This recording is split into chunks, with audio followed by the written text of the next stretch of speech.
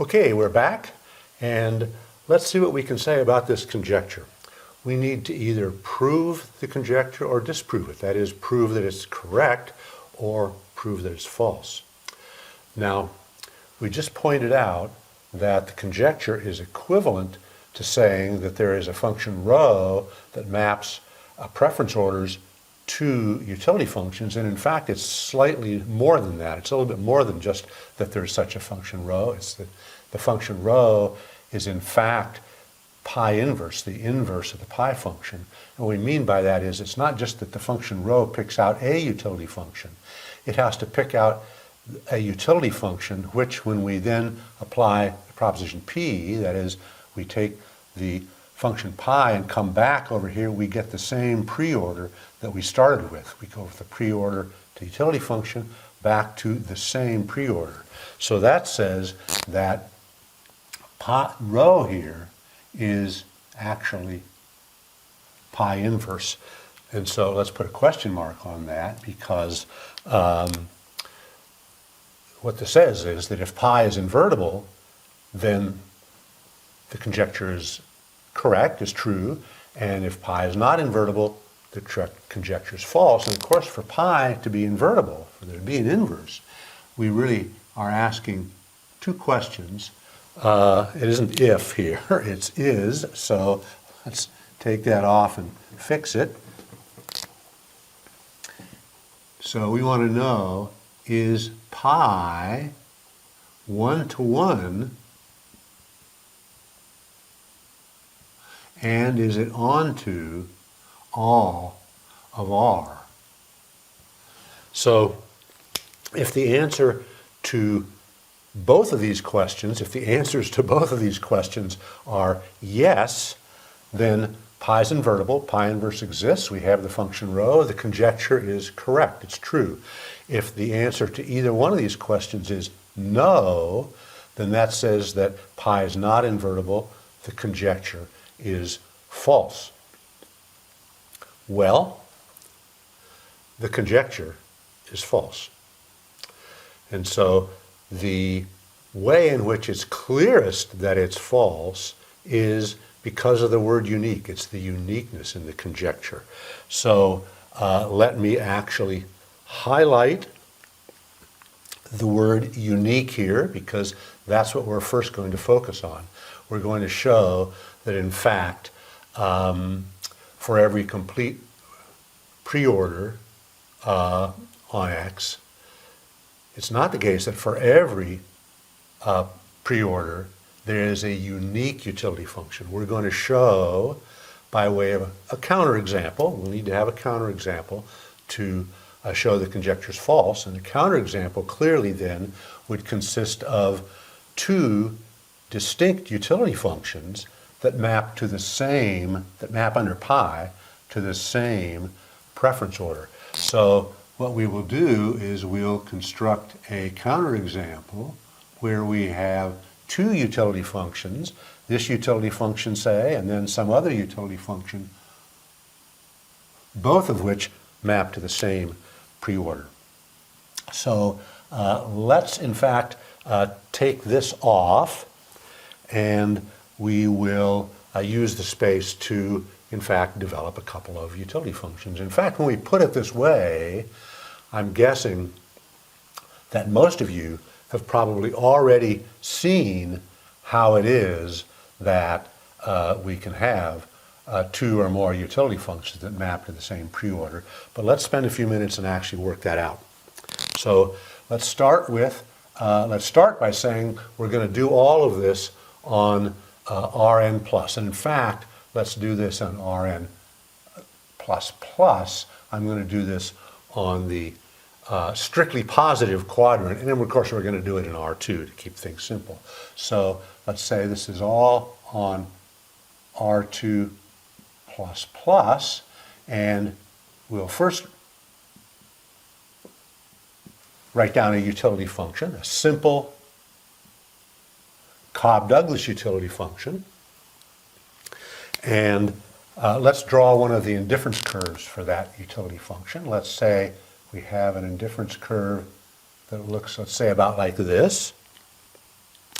And so this is the indifference curve through this point here. Now I've called that x, but here I'm using x and y as the names of the coordinates, as the components. So this is the x-axis, this is the y-axis. So I don't really want to use x as the name of this point.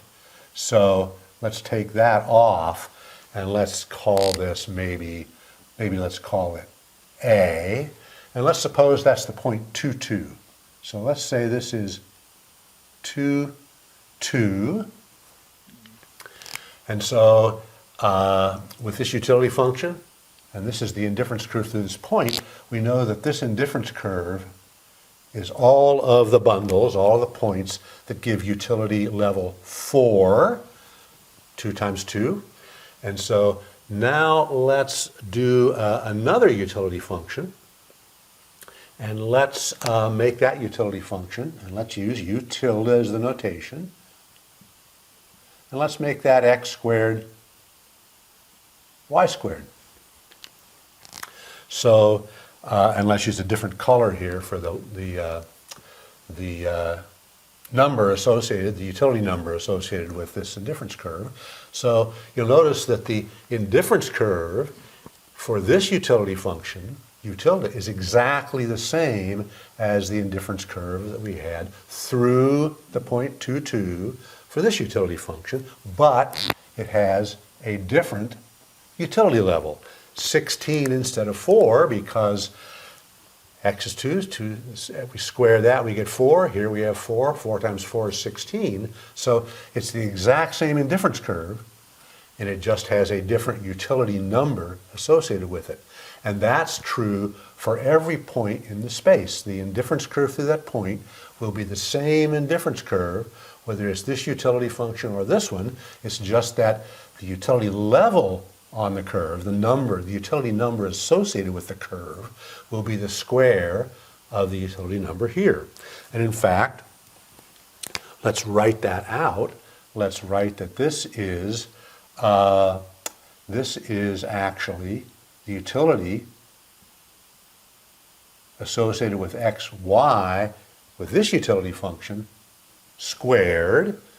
Again, we got 4, and we square that, we get 16. And this we could write as f of u of x and y, where f of z is z squared. So f here is a function mapping from r plus, in this case, let's make it r plus plus, into r plus plus, because f has to apply to values of the utility function u. They're all strictly positive, and that's one reason that I chose this to be r plus plus. And you'll see, I could have gotten away with just r2 plus, but in a moment we're going to do something that actually requires us to be in the strictly positive quadrant. So f here is a real function mapping from reals to reals, and it just maps the utility values from u to utility values for u tilde, and it's the squaring function that squares those values. Now, in order to verify that the two utility functions both yield the same preference, the same preorder, we have to verify that for any two alternatives, any two bundles in R2++, for any two alternatives, the two utility functions rank them the same way. So let's take an alternative, a bundle xy, and we apply the utility function here, and we apply the utility function to, let's say, a bundle x bar, y bar. So here we have a pair of bundles, and we need to be able to say that the u utility function ranks them in the same way as u tilde. So here we have x bar, whoops, here we have x, y, and here we have u tilde of x bar y bar, and we need to verify that u ranks xy at least as good as x bar y bar exactly if u tilde ranks xy as good as x bar y bar.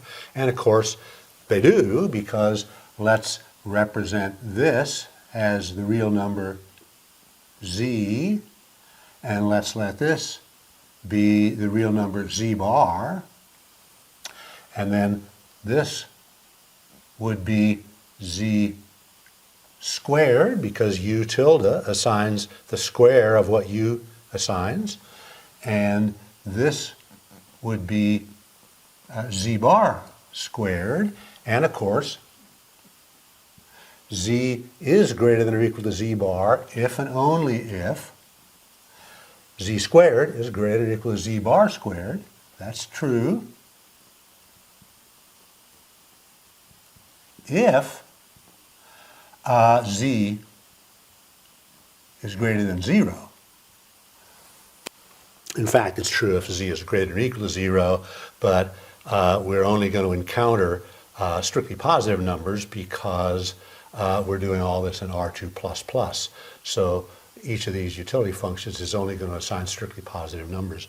So we have verified with arbitrary bundles, arbitrary alternatives in the space for decisions, we have verified that u ranks any pair of alternatives exactly the same way u tilde does. So they both generate the same preorder, the same preference. So I'm going to take this off, and we're going to do two more quick examples just like these, just like this example really. Here we have the example that we just saw, where we have the two utility functions u and u tilde, and u tilde is obtained from u by the function f, which is the squaring function. We square the values that u assigns, and that gives us the u tilde values. And here's another example, a function I've called u hat, and this is the square root of x times y. So in this case, the function f that transforms the utility numbers from u into utility numbers for u hat is the square root function. And so u hat just gives us numbers that are the square root of the u utility numbers.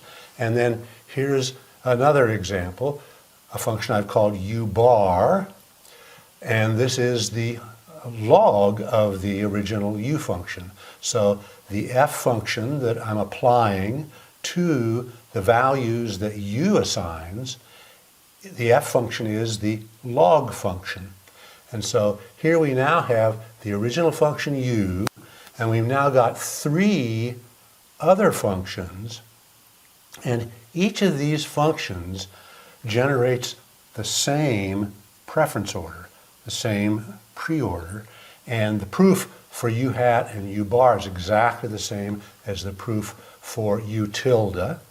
And so notice that each of the three f functions that I used here to transform the u function into u tilde or u hat or u bar is a strictly increasing function defined on the domain R++, which is not coincidentally exactly the range of the u function if I'm defining the u function on the strictly positive quadrant here.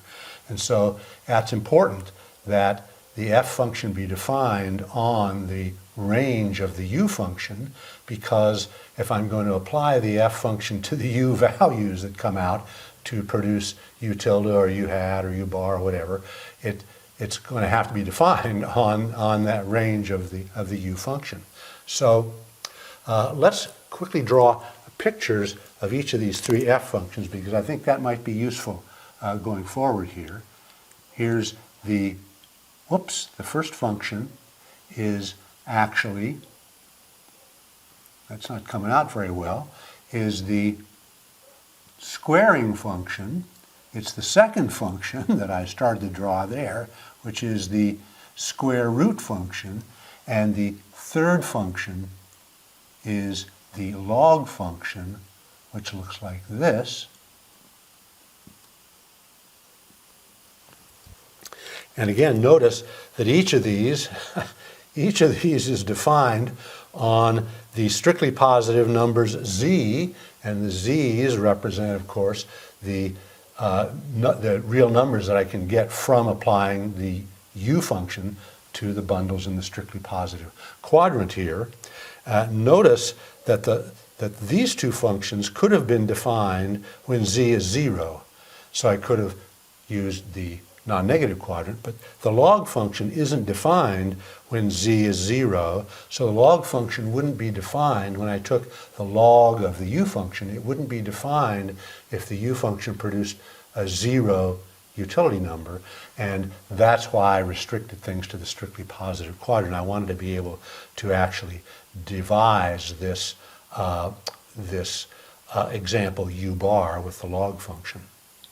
Now, it's exactly because the f functions are strictly increasing that all of the u functions, all the utility functions, generate the same preference order, the same preorder. And in fact, this enables us to generalize what the little proof that we just gave a few moments ago for u and u tilde defined on the strictly positive quadrant of Euclidean space. This allows us to generalize to any set capital X of alternatives where we have an alternative x and another alternative x bar, and we want to show that two utility functions, one transformed from the other by f, that they rank any two alternatives in X the same way. And so we can do that. The proof is same as the proof we just gave a few moments ago. We would say u of x is greater than u of x bar. That is, the u utility function ranks x and x bar in that x is better than x bar if and only if f of u of x is greater than or equal to f of u of x bar. And of course, that's exactly because the f function is strictly increasing. So if this number is larger than this will be larger. And of course, that is true, this inequality is true if and only if u tilde of x is greater than or equal to u tilde of x bar, exactly because u tilde is f of u, and u tilde here is f of u. So u tilde of x is f of u of x, u tilde of x bar is f of u of x bar. So indeed, the u function ranks any pair of alternatives, x and x bar, exactly the same way that the u tilde function ranks them. And here we have x at least as good as x bar in both cases. What we've shown here is that whenever we have a utility function like u and we transform it to a different utility function like one of these other three using a strictly increasing function to make that transformation, the two utility functions, the original one and the new one, will generate exactly the same preference order, the same preorder. And so because of that, we refer to the function, say u tilde, the new utility function, the transformed one, as an order-preserving transformation of the original function, exactly because it preserves the order. We get the same exact preference order. We also refer to this as a monotonic transformation or a monotone transformation. And again, you'll see in the definition doesn't actually refer to an ordering directly. It says that if u tilde comes from u, by way of using a strictly increasing function f to make that transformation, we'll call it an order-preserving transformation. And we call it that exactly because of this little result that we showed here, that we always, when we do that, we always get the same preference ordering. Now, you'll notice that the relation between the original function and the new utility function, when we say that u tilde is a monotone transform of u, that's nothing but a binary relation on the set of all utility functions on a given set of alternatives, of course. So I'm going to write u tilde mu, I'm going to use capital M for the name of this binary relation, so that u tilde mu, u tilde is m related to u, means that u tilde is a monotone transform of u. And here we have two simple remarks, simple, elementary, but important remarks about the properties of this binary relation M being a monotone transform. The first remark says that u tilde is a monotone transform of u if and only if they're both representations of the same preorder, the same preference order. Well, that's of course exactly the result we just did here. So this is a proof of this remark, and the remark is just making a formal statement of that result. And then the second remark says that this relation M, u tilde is M related to u, if u tilde is a monotone transform of u, that's an equivalence relation on the set of utility functions for a given set of alternatives. It's an equivalence relation because it's reflexive, symmetric, and transitive. So that's an easy remark to prove, and that's a good exercise to go ahead and prove that the M relation here is indeed reflexive, symmetric, and transitive. So because M is an equivalence relation, that really implies that the relation M defines a partition, just like in the preceding lecture. Whenever we have an equivalence relation, that defines a partition. And the notation for the partition, the standard notation, is that the partition is U quotient M. It's the quotient set of the set U by the equivalence relation M. And so let's go back to our little diagram over here. And what this says then is that if we have our utility function u and then our u tilde, for example, in the example we had, or u hat or u bar, all of those utility functions are in the same equivalence class in this partition. Let's write the partition here as u quotient M. So all of these utility functions are in the same equivalence class. So what I'm going to do now is I'm going to draw kind of schematically an equivalence class. It's just a subset of the set U. And so this would be the equivalence class of all the utility functions that are monotone transforms of the original U, or monotone transforms of U tilde. Because it's an equivalence class, we can use any one of the utility functions in the class as a representative of the class. And then for other utility functions, there would be some equivalence class, and all the utility functions in that equivalence class would be monotone transforms of one another, and maybe another one down here. And so these equivalence classes are the elements of the quotient set, the partition U quotient M, or U divided by M in a sense. And so while the function pi then is obviously not one-to-one, we map a whole bunch of different utility functions, an infinity of utility functions, in this equivalence class to the same preorder, if we define pi bar to be a function which has the domain, which is the quotient set, the partition, then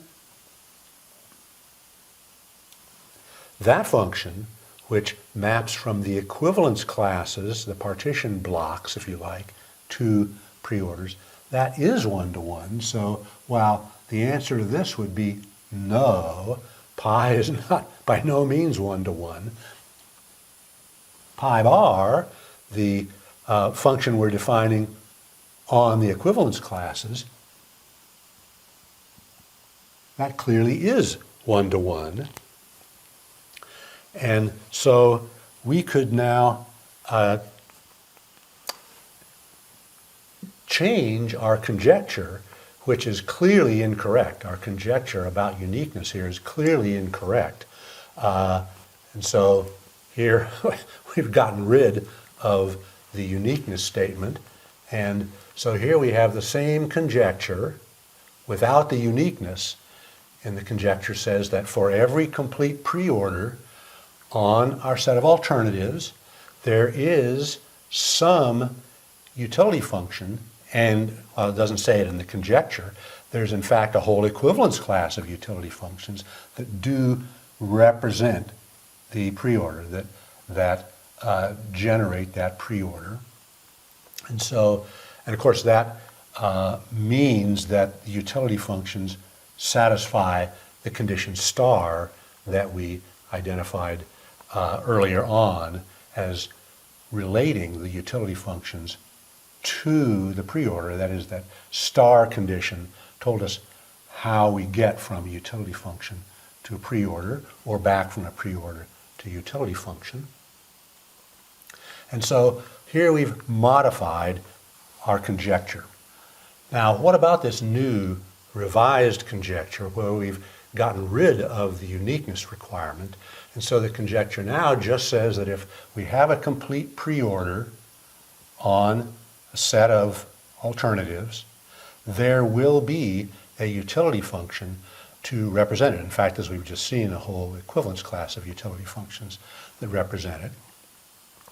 And so we now need to determine whether this conjecture is true or false. And by the way, as a kind of an aside here, let's point out that the conjecture is actually equivalent now to this function pi bar on the partition being one-to-one and onto, because pi bar now, let's say, maps from the partition here. And so if this conjecture is true, then the inverse of pi bar would be a function that maps from all of the complete preorders, all the preference orderings, back into utility functions. And that would be saying that pi bar is onto. So that's not critical, but I think it's helpful in reinforcing what's going on here. So this is the conjecture we now want to evaluate. We want to determine if it's true or false. And in order to do that, let's look at this example called the lexicographic order. That is a classical example in consumer theory that you will see, guaranteed, you will see this example in your first course in microeconomics in your PhD program. So the lexicographic order, it says here it's a preorder, but that has to actually be established. Here we have the binary relation clearly defined in this way here, and I'm not going to go through the details of the lexicographic order. I think it's an excellent exercise for you to actually figure out and draw a picture of the indifference curves in different sets here. They aren't really curves for the lexicographic order. For you to draw the indifference curves, the upper contour sets, the lower contour sets, to see how it behaves. I may actually do a separate video on the lexicographic order, going through details and a proof or two, if there's enough demand for that. But I'm not going to do that here in the lecture today. So here we have a theorem about the lexicographic order. Again, a theorem you'll see in your first microeconomics course. And it says the lexicographic preference, lexicographic order or preference, is not representable by a utility function. So that seems to say that our conjecture is false. But hold on just a moment. That only tells us the conjecture is false if the lexicographic preference is actually a complete preorder. So I've said we have to establish that it's a preorder. We'd have to actually establish that it's a complete preorder if we're going to use this theorem to say that the conjecture is false. And so, in fact, the lexicographic preference is a total order, as again, you can easily verify, good exercise. The lexicographic preference is a total order, and therefore, of course, it's a complete preorder, because total orders are complete preorders. So the lexicographic preference is a total order, a complete preorder, and that tells us the conjecture is false, because here is a complete preorder for which, as this theorem says, there is no utility function to represent it. So our revised conjecture is also false, just like the one when it had uniqueness in here. It's still false. But notice in this remark, it says the lexicographic preference is not only a total order, but it's also not a continuous and complete preorder. So maybe we could revise our conjecture to this alternative conjecture that says for every complete continuous preorder on some set of alternatives, there will be a utility function for it. That is, it will be representable. So that would be, maybe it would be useful to kind of draw a little sort of a subset here. Suppose this is now the set of continuous preference relations, the continuous complete preorders, and now our alternative conjecture says that for any continuous preference relation, complete preorder, there will be a utility function to represent it. And finally, this alternative conjecture is correct. And in fact, this representation theorem is a somewhat stronger result than the alternative conjecture, in that it says here that a complete and continuous preorder is representable by a continuous utility function. And we saw earlier in the lecture why having a continuous function is particularly useful, particularly powerful. So this is the famous representation theorem that we use all the time in decision theory, particularly in consumer theory, demand theory, which is where you're for sure going to see this representation theorem in your first graduate course in microeconomics. Now, let's just recap kind of quickly why this theorem is important.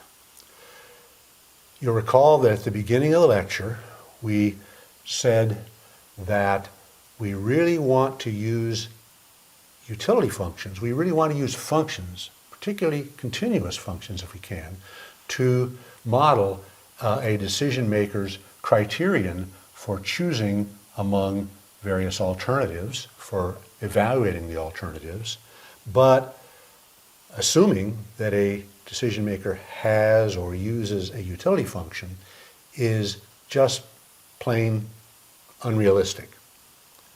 On the other hand, this representation theorem tells us that if a decision maker is using a continuous complete preorder to evaluate alternatives, then he will behave exactly as if he's using a utility function. So I kind of like to use an analogy here to what's going on here, and kind of an everyday analogy. we know that it is completely wrong, I won't say unrealistic, but it's completely wrong to assume that the sun goes around the Earth. We know that what's really going on is the Earth is rotating on its axis, rotating tilted one way or the other on its axis, and that makes it appear as if the sun is going around the Earth.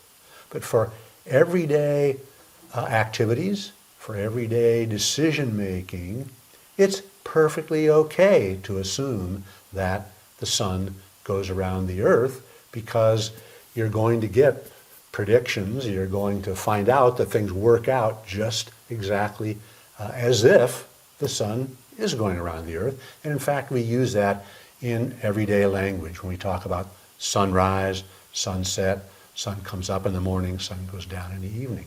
So that's an analogy that shows that it's just kind of the same as saying that we can assume that the decision maker uses a continuous utility function to evaluate alternatives if we're willing to, in fact, assume that the decision maker uses a complete and continuous preorder, because the results, the implications of using a utility function are exactly the same.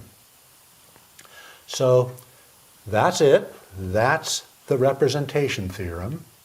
Now, I'm going to do a kind of follow-up or postscript video in which I'm going to cover some details of representation of preferences, in particular the lexicographic preference. These are details that weren't really critical for the development that we were doing here today, but they're nevertheless details that are important in practice in a couple of cases and important theoretically. So you might want to watch for that follow-up video. And so that's it for today.